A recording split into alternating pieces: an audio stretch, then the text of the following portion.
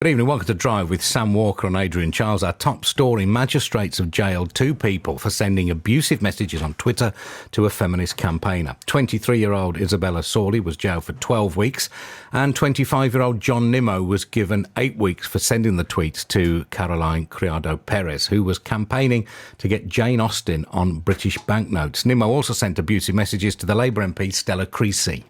Well, both victims say the tweets upset and distressed them in life-changing ways. Ms Crialdo-Perez said she worried every time the doorbell rang. And in a statement after the sentencing, she said she didn't go to court because the whole experience had been terrifying and scarring. Stella Creasy said she'd had a panic button installed in her home and the offences had caused her serious harm. Well, this case has raised more questions about the limits of free speech and how the law polices the internet. I've been speaking to Edward Craven, who's a barrister at Matrix Chambers and has written about the rise in social media prosecutions.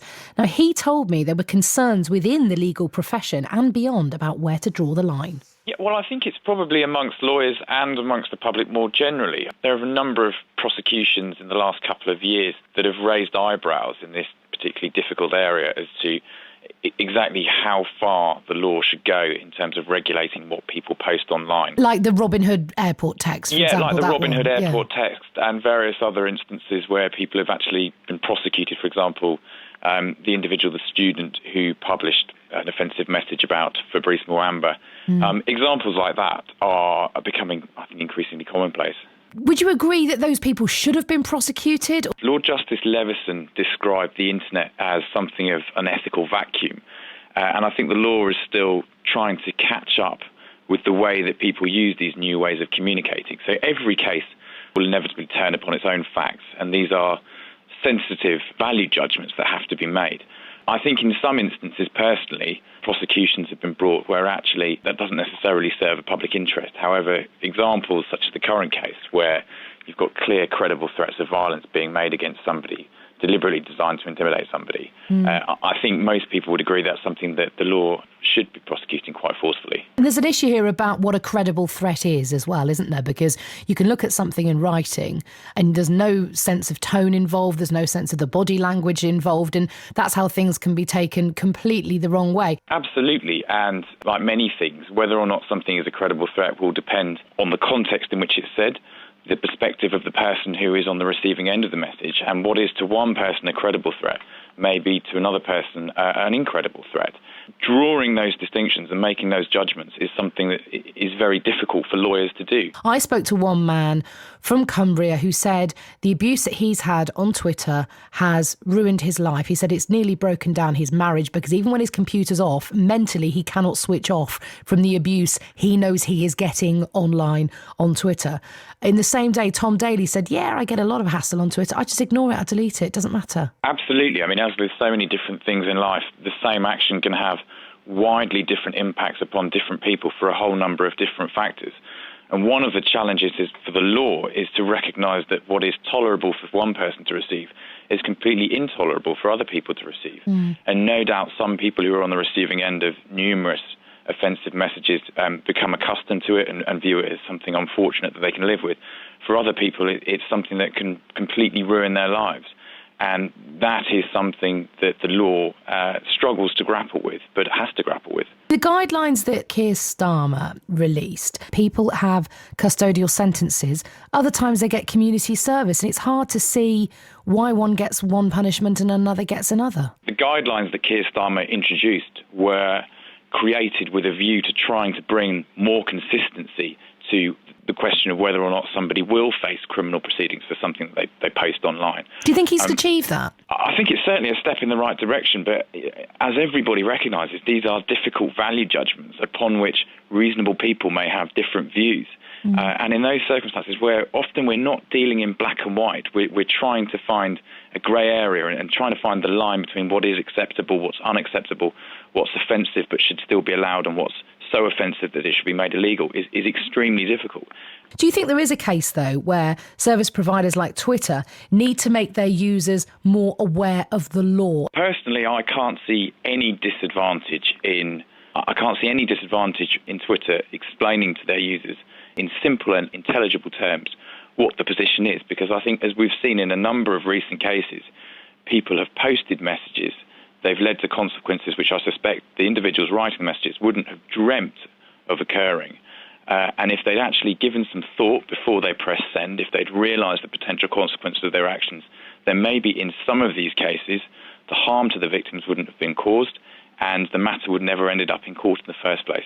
As Edward Craven, who's a barrister at Matrix Chambers. I speak to Sonia Poulton, a journalist who was a victim of threatening tweets under sort of particular circumstances. Sonia, just briefly explain your experience. Yes, evening, Adrian, evening, Sally. Well, it was pretty horrendous. It really started about April last year. I had been investigating more and more following the whole Jimmy Savile revelations into the issue of paedophiles within the establishment.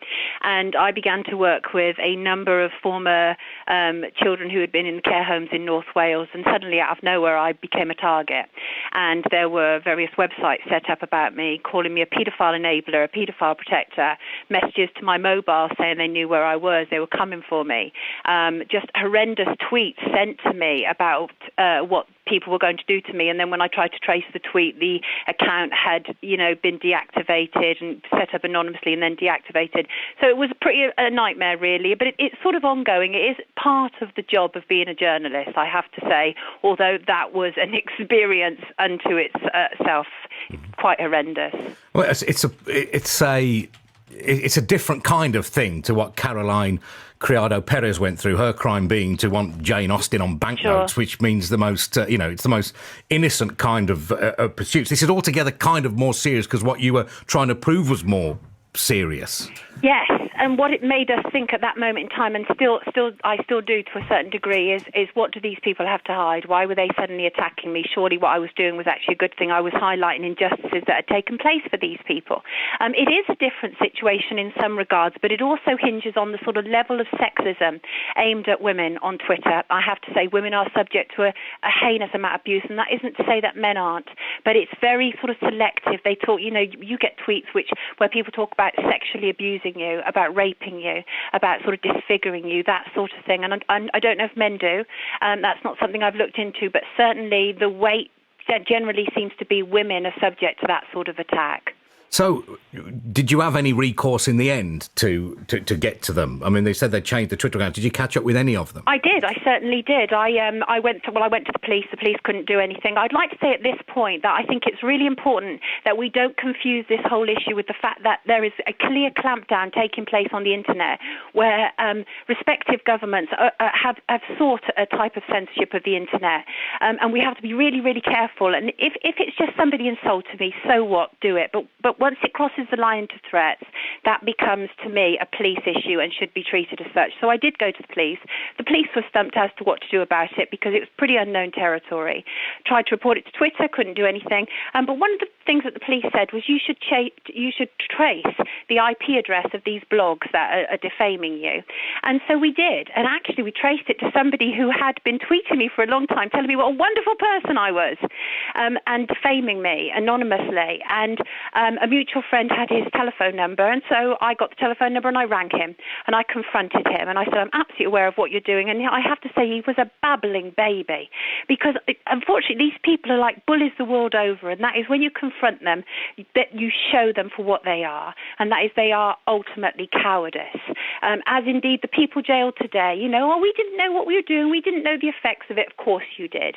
But when you take it to their face, it suddenly they have this reflection of their reprehensible behaviour.